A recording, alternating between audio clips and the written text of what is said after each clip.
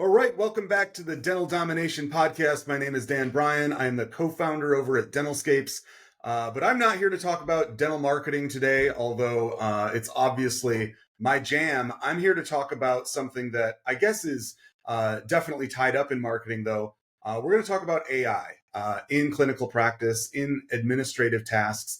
And joining me today is a good friend, David Bryant, Dr. David Bryant. He is the dentist and owner over at South Shore Dental in Denver, Colorado, one of my favorite cities, side note. He is also a devoted dog lover, so that makes him a friend of mine. I don't trust people that don't like dogs, by the way, just a little aside there. He's got 3 poodles that actually serve as therapy dogs at his practice, which is amazing. Dr. Bryant, thank you so much for coming on the show today. I was just saying offline, you are way ahead of the curve, I think, in terms of adopting AI. And we're going to dig into all the things that you're doing in your practice. But before we get there, what can you tell us about yourself, your background? How did you get into dentistry, and what drew you to integrating all of this AI technology into your practice? Great intro. Thank you, Dan. So good morning. A little bit about myself. Colorado local, been here all my life. As far as how I got into dental, I had a rough time during the dot-com bomb and had to kind of reassess what I was doing. I was like just out of school and thought everything was going to be hunky-dory. And I ended up going with dental because I like the idea of both working with this and with these. There's a little bit of the both sides of that in dental. Like being able to help science, people. I love it. Yeah, the art and the science. Yeah, so I liked how dental kind of walked both paths. So as far as how I came into AI, it seemed when ChatGPT came out initially, it seemed like magic. And I was like, wow, this is going to change everything. And I remember fostering and doing bedtime stories with one of my foster kids. We sat there and I was like, do you want to try something? And he's like, yeah. And so we put him and his brother's names in. And it's like, let's have it write us a story about something. And just his eyes lighting up were amazing, but honestly, my eyes were lighting up at the same way. I was like, okay, we are doing a classic fairy tale bedtime stories where they get to be the characters, and it's in the style of this. And it was just, it just kind of snowballed from there. Like, what else can this do? I remember when ChatGPT first came out, like you said, it felt like every day for a span of maybe 3 to 6 months, every day my mind was exploding. It was wild. It was really wild, and it's transformed everything, dentistry included. So, that's cool. What was your first step in integrating AI into your practice? What was the first thing that you really did to start leveraging that technology? So I've learned there's different kinds of AIs, and the first AI that I played with was ChatGPT. It's an LLM, and the first use that I started using it for was just helping me to compose and to edit. I would write an email. My email might not have the right tone or maybe the right flow, or I have a tendency to just go on and on and on, and it could help me be a little more succinct. Now my email even has a polish button, which I love. I write down the main things I want to get across, hit the polish, and it gives me a smoother version of, that's in my head what I was thinking when I put those words down. It helps keep us diplomatic, doesn't it? It sure does. Yeah. It definitely can make it very nice. Although some AI prompted or written stuff is very obviously has very little human touch into it. I think one of the telltales is if you see the dash in your your letters. I was like, I never write with a dash. So if you get an email from me with a dash in it, that's definitely an AI add-in.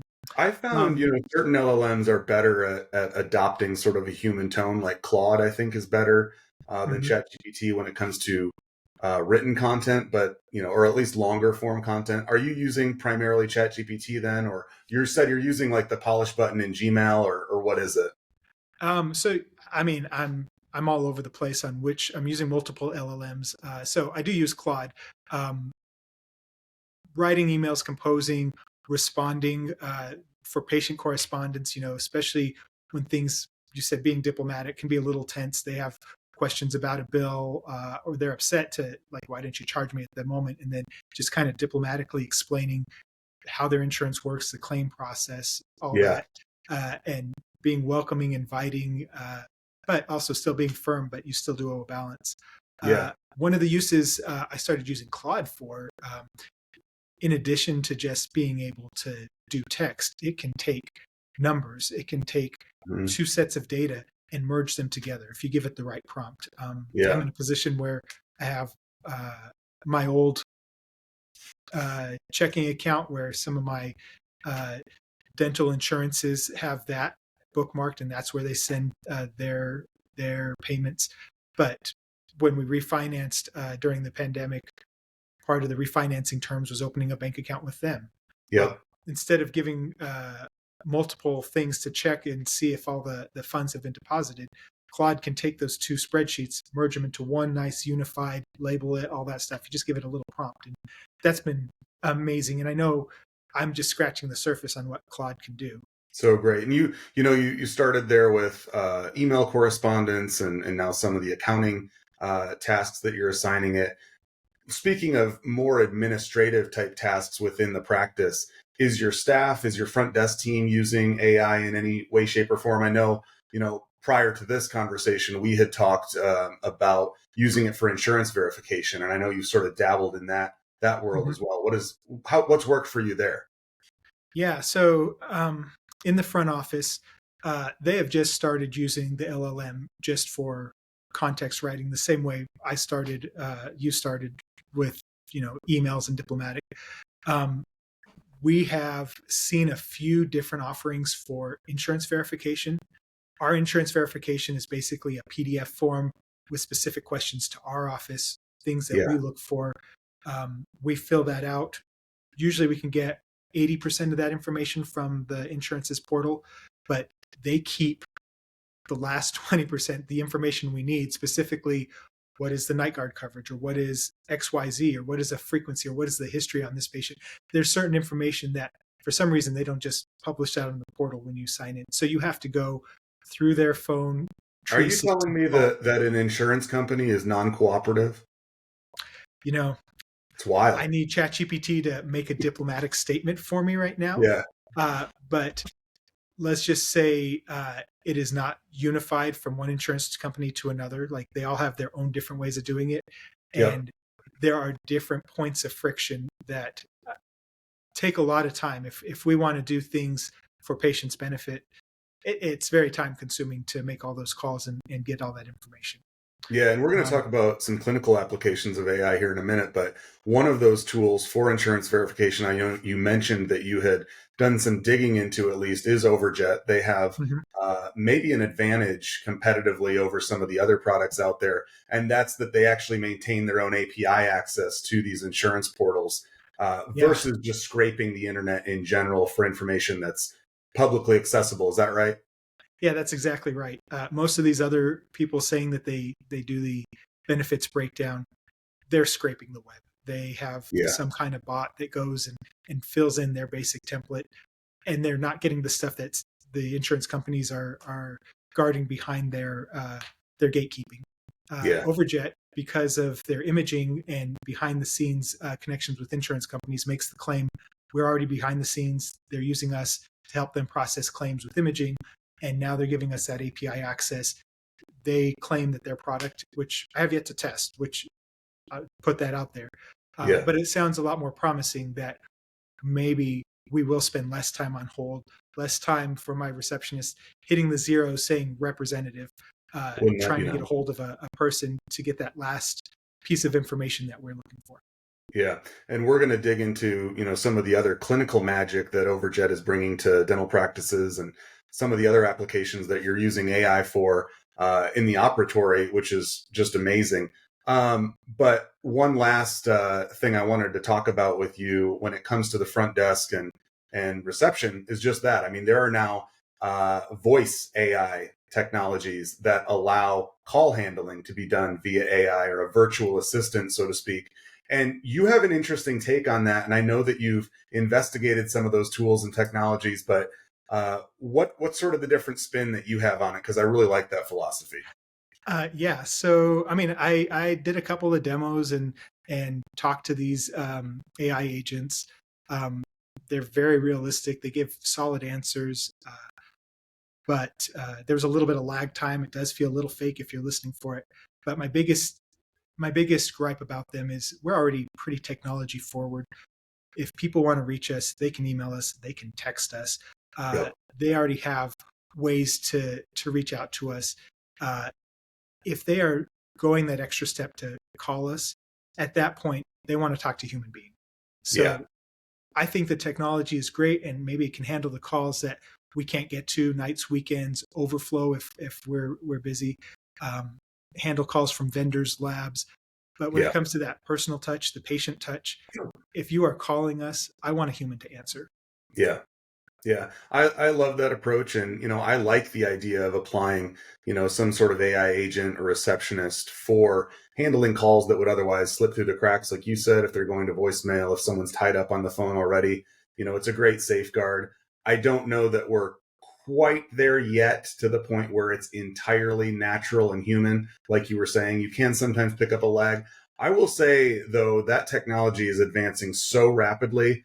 It really I is. I will be shocked if you'll be able to detect a real difference here within the next year or so. We actually had really cool guy Connor Ludlow was on the show a few weeks back, and he's the co-founder, or actually I think just the founder, over at a technology company called Annie, or Annie.ai, and they're doing some really cool work with virtual reception. And I'm just really excited to see where that goes. But I really like your philosophy about emphasizing that human touch and human connection for patients that are already, like you said, they're already high intent. They're committed to making that appointment, and they really want to talk to someone who they know is real. I think we all have that experience now in the world of AI, where it's like you said, certain things are giveaways, and you can kind of tell when you're not dealing with the real deal. And so I like that philosophy that you have. But, we already talked a little bit about Overjet and insurance verification. Overjet has really sort of emerged at the forefront of AI in clinical practice now as well. And I know that you were an early adopter of that technology. How are you using Overjet for image review or anything else in your practice? Yeah. So I am a big fan of Overjet. They have a very great user interface. It's really good for explaining things to patients. Yeah. In our workflow, I typically will go through the X-rays with my assistant. We will then go back and check Overjet as like a backup. Yeah. And then anything that is extraordinary, we show to the patient. It's just really helpful, especially you get that patient who maybe doesn't believe or doesn't understand when we're looking at X-rays and pointing stuff out. I mean, we might as well be reading tea leaves. It's a big leap of faith. It's big trust. And Yeah. when they see how the AI has colored it in and shaded in, and they can just, oh, yeah, that does look different from the others. I do see that. And they gives them a little extra confidence in what the doctor's saying to them. I think that's really interesting because, there is this other side of AI that people are very skeptical of. Not everyone is super excited to get in a Waymo. They're not necessarily on board with, a robot driving a car at this point. But, when it comes to dentistry, we had another guy just, call out a previous episode as well. Dr. Shervin Moylam was on the pod recently. He's the CEO and founder of a company called Trust, which I think kind of speaks for itself. And it's sort of it's an AI powered co-pilot for dentists, designed by dentists. It's sort of like ChatGPT for dentists. It's designed to sort of be a co-pilot, in the operatory as you're treatment planning, and it integrates with, some of these other technologies. But he was saying the same thing that you are, that AI in this clinical context is really a trust builder.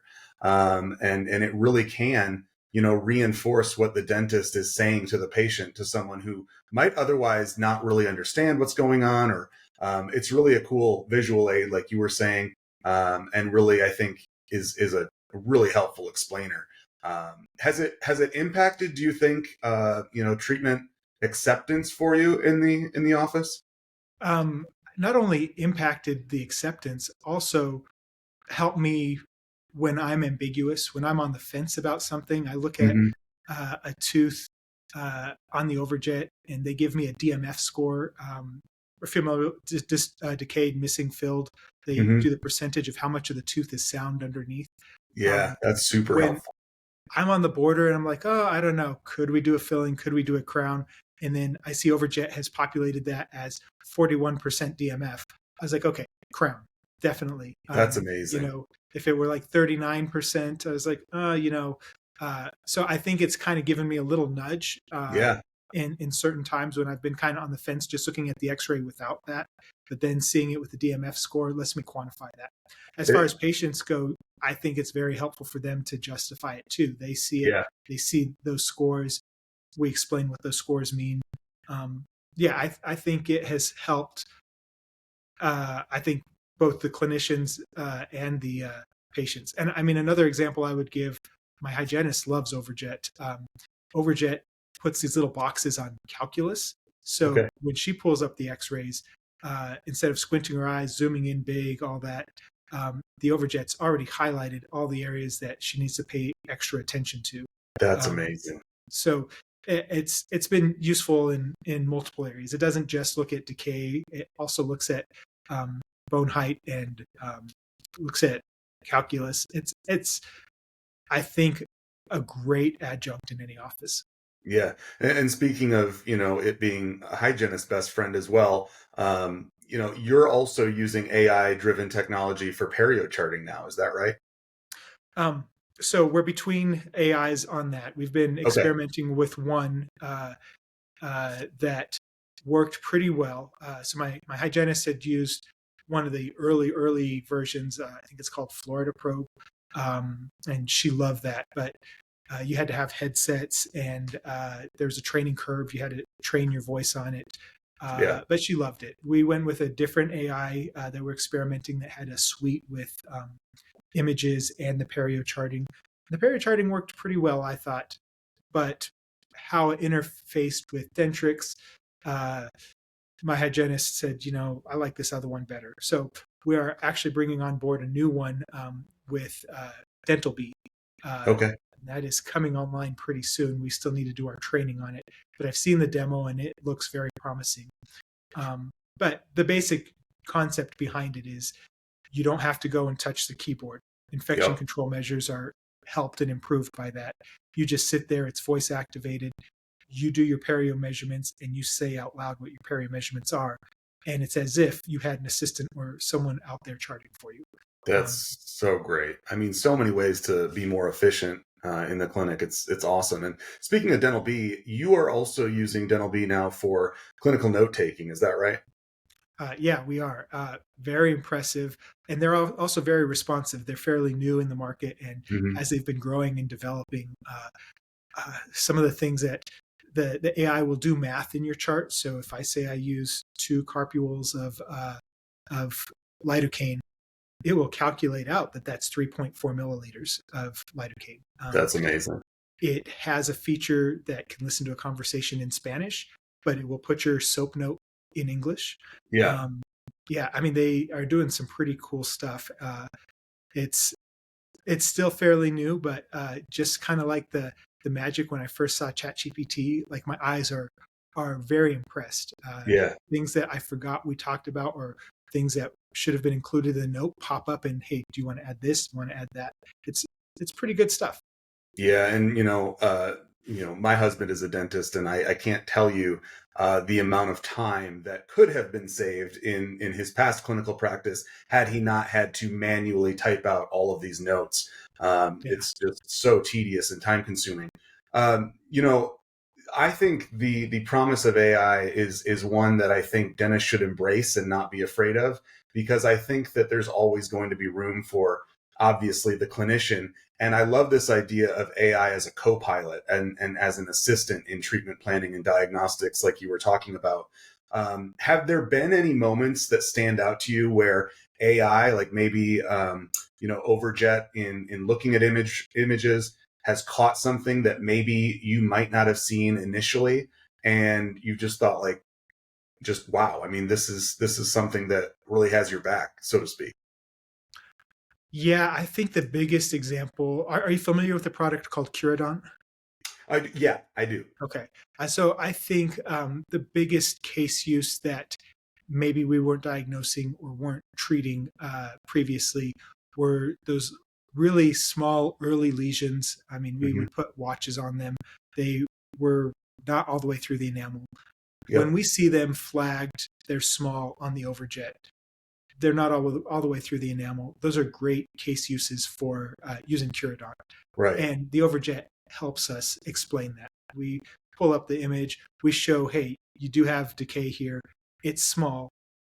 Olden days, we either watch it or we wait till it gets bigger. I mean, imagining old timey dentists with physical x rays, putting them against the light box. Like those Yeah. cavities have to have a pretty good size before you see them. We are Yep. seeing stuff and detecting it a lot earlier. And I think the overjet helps with that and helps make the case for doing something proactive, trying to remineralize that tooth structure instead of doing fillings. And I Yeah. think patients appreciate that, but it also helps them understand why that would be in their interest. Yeah, absolutely. Well, you talked earlier about the learning curve associated with this, and I think the one tool that you were saying you used initially for perio charting maybe had a little bit more of a learning curve than some of these other AI technologies. But what's been your experience in actually integrating these technologies into your workflows, introducing them to your team, in terms of how long does it take to get started, and what would your advice be to other dentists who haven't yet made the leap into AI but are considering it? How easy is it to get started in your view? Um, kind of a guarded answer on that one. I had team members who were very reluctant, just like there's patients who are going to be very reluctant to the use of Yeah. AI.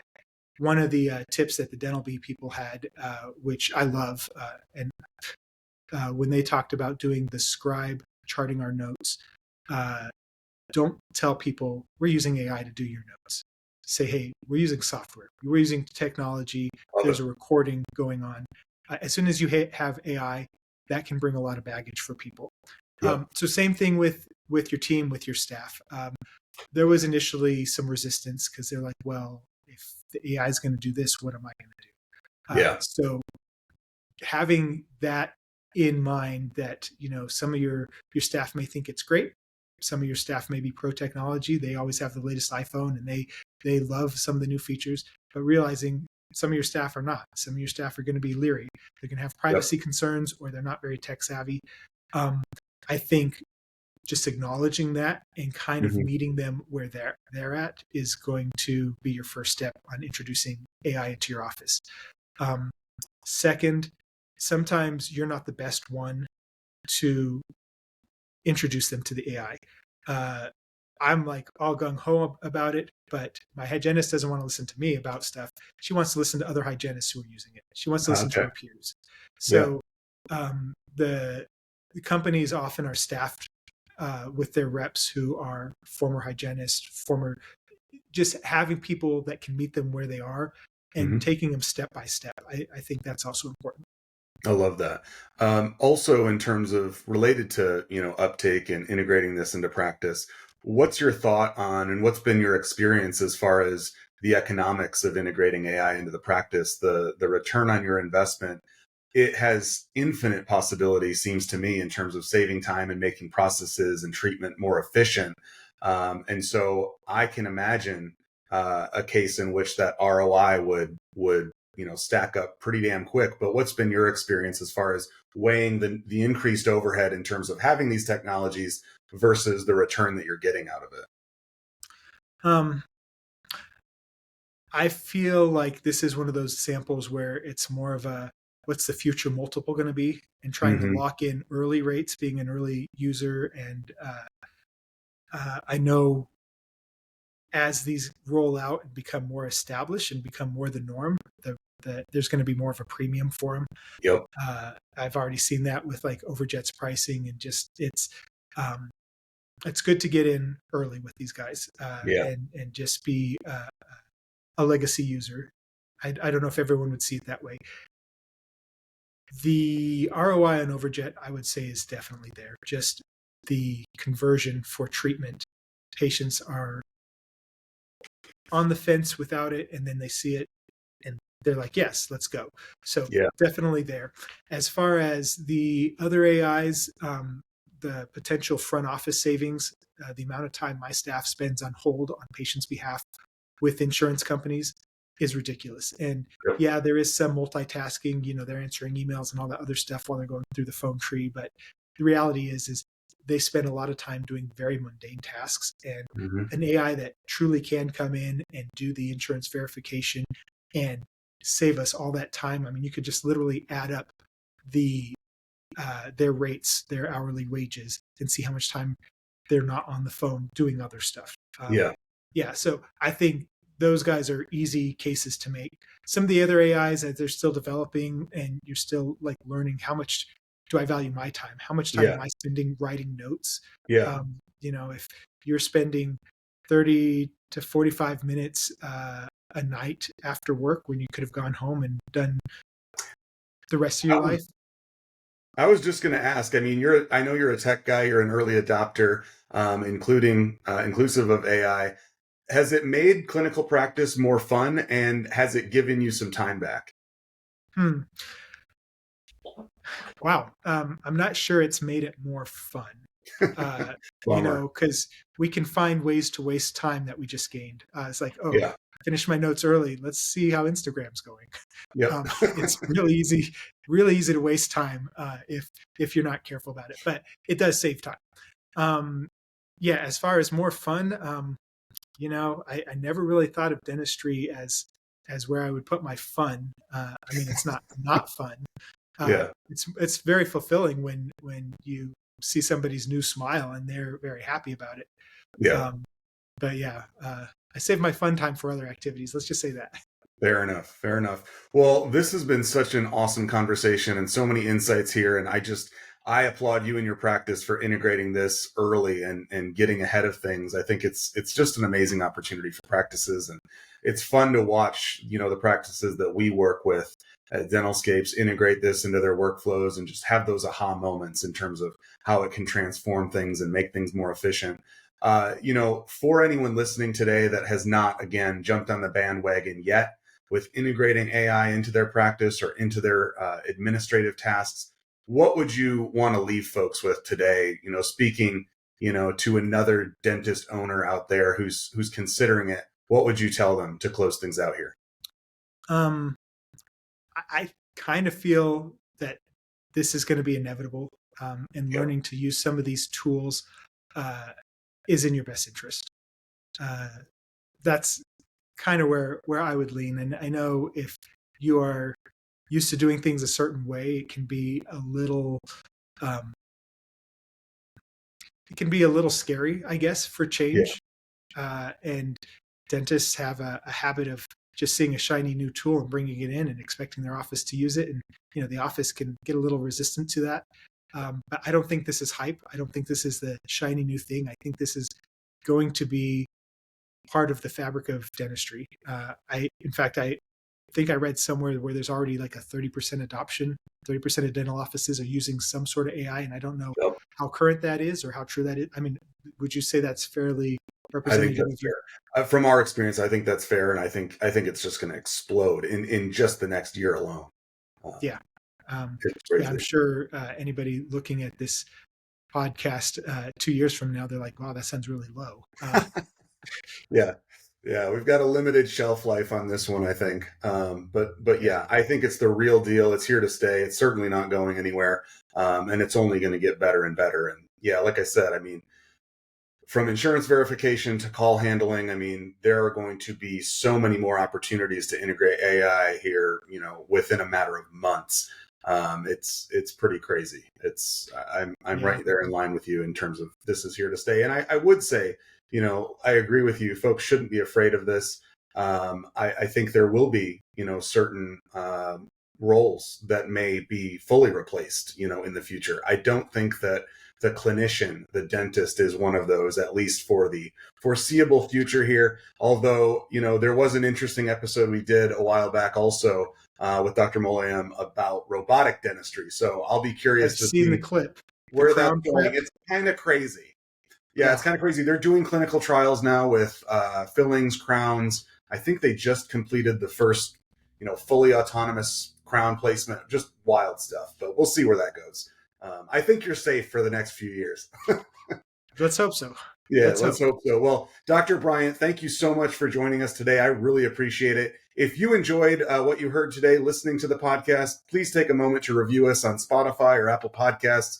Wherever you get your shows, we would really appreciate it. And it is the best way that we can reach new dentists to help. And that is our goal here. So anyway, thank you so much for joining, Dr. Bryant. Thank you. We'll have links to not only Dr. Bryant's practice, in case you're in the Denver area, but we'll also have links to all of the technologies that were mentioned on today's show, so you can check those out if you're interested. In any case, thank you, Dr. Bryant, and I hope if I can have my say about it, we can drag you back on the show gently in the future sometime to dig into more of this. Sure. Yeah, because there's a lot about your world and AI that I want to know. So, absolutely, we have to chat again. Awesome. Thanks, Dr. Bryant. Take care, and thank you all for listening. We'll see you.